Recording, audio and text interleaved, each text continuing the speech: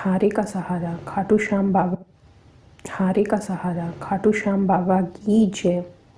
भक्तों, आज हम आपको खाटू श्याम जी के इतिहास के बारे में बताने जा रहे हैं। इनका प्रसिद्ध मंदिर राजस्थान के सीकर जिले में स्थित एक पवित्र मंदिर है, जो महाभारत काल में बना मंदिर माना जाता है। खाटू श्याम जी को भगवान श्री कृष्ण का अवतार माना जाता है, जिसकी देश के करोड़ों लोग पूजा करते हैं। खाटू श्याम जी मंदिर में हर वक्त भक्तों का तांता लगा रहता है और विशेष रूप से होली से कुछ दिन पहले सीकर जिले में खाटू श्याम जी का विशाल मेला आयोजित होता है, जिसमें राजस्थान सहित अन्य प्रदेशों के श्रद्धालु भी बाबा के दर्शन करने आते हैं। खाटू श्याम जी की कहानी महाभारत काल से शुरू होती है, जिस वक्त उनका नाम बर्बरीक था। बर्बरीक भीम का पौत्र और घटोत्कच का पुत्र था। बर्बरीक बचपन से ही बहुत वीर योद्धा था, जिसमें अपनी माँ से युद्ध कला सीखी थी। भगवान शिव ने बर्बरीक से प्रसन्न होकर उसे 3 अचूक बाण दिए, जिनकी वजह से बर्बरीक को 3 बाणधारी कहा जाने लगा। उसके बाद अग्निदेव ने उन्हें एक तीर दिया, जिससे वो तीनों लोक पर विजय प्राप्त कर सकता था।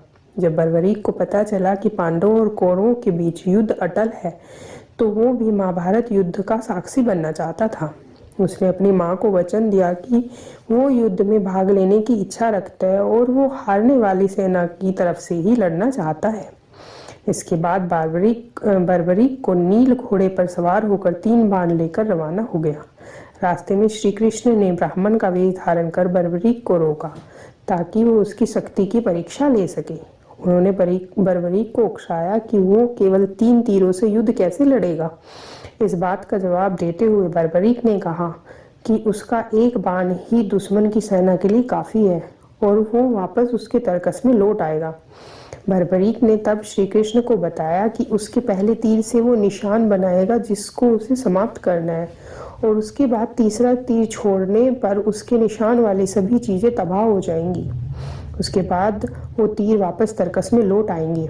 अगर वो दूसरे तीर का प्रयोग करेगा तो पहले तीर से जो भी निशान लगाए गए थे, वे सभी चीजें सुरक्षित हो जाएंगी। कुल मिलाकर वो एक तीर से तबाही और एक तीर से रक्षा कर सकता था। जब श्री कृष्ण को बर्बरीक की शक्ति का पता चला, तो उन्होंने बर्बरीक को चुनौती दी कि अगर वो जिस पीपल के पेड़ के नीचे खड़ा है उसके सभी पत्तों को आपस में बांध देगा, तो उसको बर्बरीक की शक्ति पर विश्वास हो जाएगा। बर्बरीक ने चुनौती स्वीकार कर ली और तीर छोड़ने से पहले ध्यान लगाने के लिए आंखें बंद कर दी। तब श्री कृष्ण ने बर्बरीक को पता लगे बिना पीपल की एक पत्ती को तोड़कर अपने पैरों के नीचे छुपा लिया। तब बर्बरीक ने पहला तीर छोड़ा तो सभी पत्तियों में निशान हो गए और अंत में सभी पत्ते श्री कृष्ण के पैरों के आसपास घूमने लगे। अब श्री कृष्ण ने बर्बरीक से पूछा कि तीर भी मेरे पैरों के चारों ओर क्यों घूम रहा है। इस पर बर्बरीक ने जवाब दिया कि शायद आपके पैर के नीचे एक पत्ती रह गई है और ये तीर उस छुपी हुई पत्ती को निशाना बनाने के लिए पैरों के चारों ओर घूम रहा है। बर्बरीक ने श्री कृष्ण से कहा, ब्राह्मण राज, आप अपना पैर यहाँ से हटा लीजिए, वरना ये तीर आपके पैर को भेद देगा। श्री कृष्ण के पैर हटाते ही उस छुपी हुई पत्ती पर भी निशान हो गया।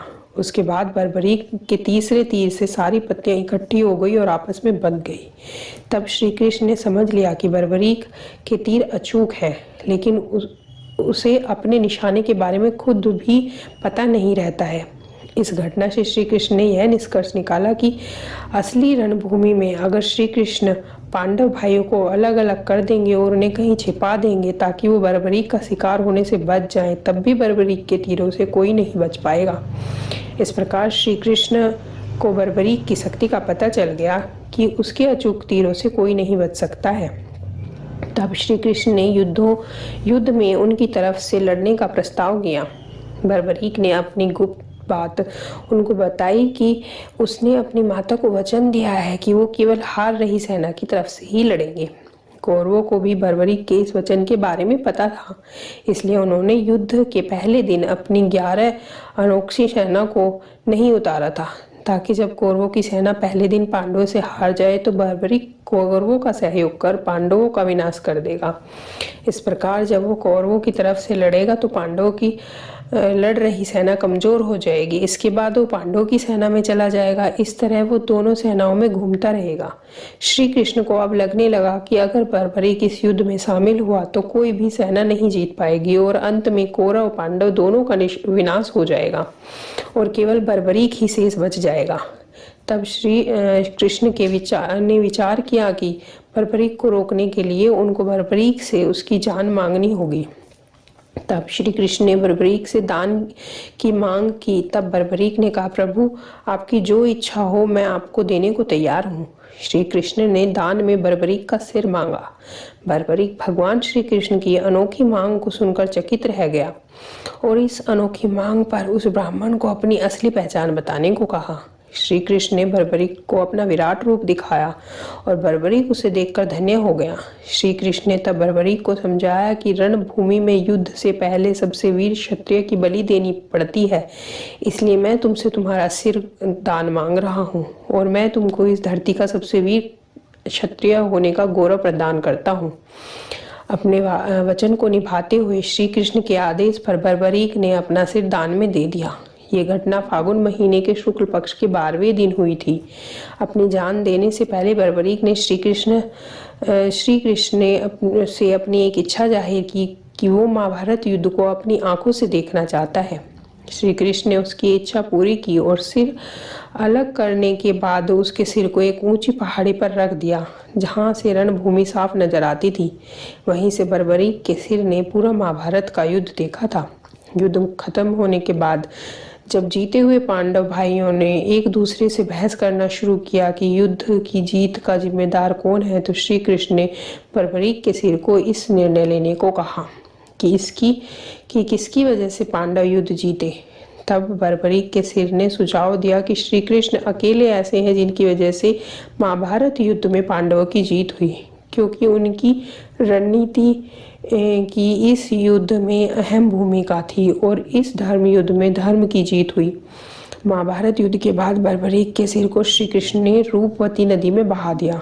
कई सालों बाद कलयुग की शुरुआत में उनका सिर जमीन में दफन वर्तमान राजस्थान के खाटू श्याम गांव में मिला। कलयुग की शुरुआत में इस जगह को छुपाए हुए रखा गया। एक दिन इस जगह पर गाय के थन से अचानक उस जगह पर दूध की धार गिरने लगी। इस चमत्कारी घटना को देखते हुए स्थानीय गांव वालों ने उस जगह को खोदा और वो सिर बाहर निकाला। उस सिर को एक ब्राह्मण को सौंप दिया गया, जिसने कई दिनों तक उसकी पूजा की, जब तक कि कोई चमत्कार न हो जाए। खाटू के राजा रूप सिंह चौहान को एक सपना आया कि उनको एक मंदिर बनवाना है जिसमें के सिर को स्थापित करना है।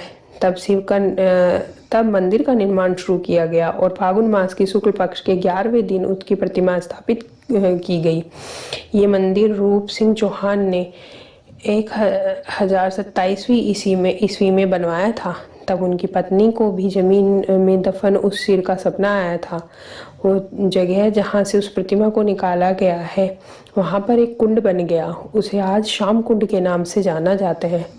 हर वर्ष वहाँ पर जाकर अनेकों भक्त उस जल में डुबकी लगाते हैं। कहते हैं इस कुंड में स्नान करने से सभी रोग दूर हो जाते हैं। 1720 ईस्वी में दीवान आभा सिंह ने इस मंदिर का पुनर्निर्माण करवाया। तब से ये मंदिर उसी स्थिति में है और आज भी उस प्रतिमा की चमक बरकरार है। खाटू श्याम जी आज कई घरों के पारिवारिक देवता हैं। उनका एक अन्य मंदिर अहमदाबाद में भी बनवाया गया है, जिसे बलिया देव कहा जाता है, जहाँ पर नवजात शिशुओं को आशीर्वाद दिलाने के लिए माता पिता लेकर आते हैं। जय हो खाटू श्याम बाबा की जय।